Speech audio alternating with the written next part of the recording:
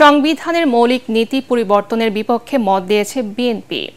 জাতীয় ঐকমত্য কমিশনে আনুষ্ঠানিকভাবে দলের লিখিত মতামত জানানোর পর জাতীয় সংসদ ভবনের এলডি হলে সংবাদ সম্মেলনে বিএনপির স্থায়ী কমিটির সদস্য সালাউদ্দিন আহমেদ এ কথা জানান। সংবিধান সংস্কারের ক্ষেত্রে রাষ্ট্রের নাম পরিবর্তনের বিপক্ষে দলটি। সেই সাথে ২৪-এর গণঅভ্যুত্থান এবং ৭১-এর মহান মুক্তিযুদ্ধকে এক কাতারে রাখার ব্যাপারে দ্বিমতের কথাও জানান তিনি। এদিকে কিছুক্ষণের মধ্যে জাতীয় ঐকমত্য কমিশনের সংস্কার ইস্যুতে মতামত জানাবে জাতীয় নাগরিক পার্টি। ২০টার মধ্যে আমরা ১১টাতে সরাসরি আর ৭টা কি ৮টাতে আমরা মন্তব্য সহ নীতিগতভাবে শুধুমাত্র একটি প্রস্তাবের মধ্যে আমরা ভিন্ন মত পোষণ করেছি মন্তব্য সহ, কারণ ওখানে একটা আইন সংশোধনের বিষয় রয়েছে, আয়কর সংক্রান্ত। প্রশাসনের যে সমস্ত প্রস্তাবগুলো আমরা পেয়েছি প্রশাসন সংস্কার কমিশন থেকে, সেখানে আমরা প্রায় অর্ধেক বিষয়ে একমত। ২৬টার মতো প্রস্তাবনা ওখানে আছে, আর বাকি অর্ধেক বিষয়ে আমাদের মতামত আছে, মন্তব্য আছে। বিস্তারিত আলাপ আলোচনার মধ্য দিয়ে সেগুলো একটা জায়গায় আসা যাবে। তার মধ্যে একটি গুরুত্বপূর্ণ বিষয় হচ্ছে কর্মকর্তাদের, অফিসারদের সচিব পর্যায়ে পদোন্নতির জন্য বিভিন্ন স্টেজ থেকে বিদ্যমান এসএসপি ব্যবস্থা বাতিলের একটা সুপারিশ করা হয়েছে, যার সাথে আমরা একমত নই। তার পরিবর্তে মন্ত্রিপরিষদ কমিটি করার একটা প্রস্তাবনা দেওয়া হয়েছে। আমরা মনে করি তার মধ্য দিয়ে এখানে প্রশাসনে রাজনীতিকরণ হওয়ার সম্ভাবনা আছে, সেজন্য আমরা একটা দ্বিমত পোষণ করছি। আর একটা বিষয়ে প্রমোশনের ক্ষেত্রে প্রস্তাবনা যেটা দেওয়া হয়েছে, সেটা আদালতের একটি রায় আছে, সেই আদালতের রায় বহাল থাকা অবস্থায় ওই বিষয়ে আমরা কোনো মন্তব্য করতে চাইনি। স্ট্যাটাস কো রাখাটাই আমরা বাঞ্ছনীয় মনে করি। ওয়ালটন আবারও মিলিয়নিয়ার অফারে ওয়ালটন ফ্রিজ কিনে আপনিও হয়ে যেতে পারেন মিলিয়নিয়ার। দর্শক, এই মুহূর্তে জাতীয় সংসদের এলডি হলের সামনে রয়েছেন সহকর্মী মাজহারুল হক মুহাজির।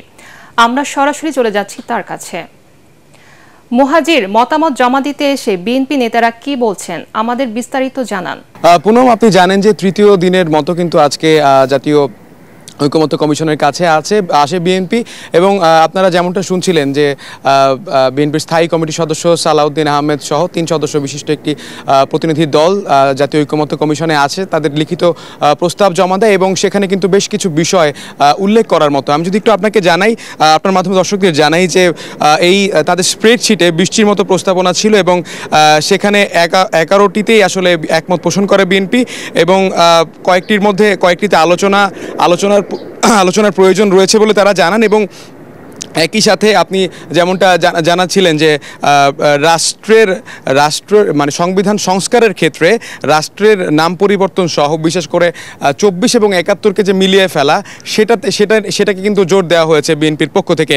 এবং একই সাথে আমরা যদি আরেকটু জানাই যে সেখানে নির্বাচন ব্যবস্থা সংস্কার সংক্রান্ত কমিশনের যে রিপোর্ট, সেখানে ২৭টির মতো প্রস্তাব ছিল, এবং তাতে অধিকাংশ প্রস্তাব সংবিধানের সংশোধনের সাথে সংশ্লিষ্ট।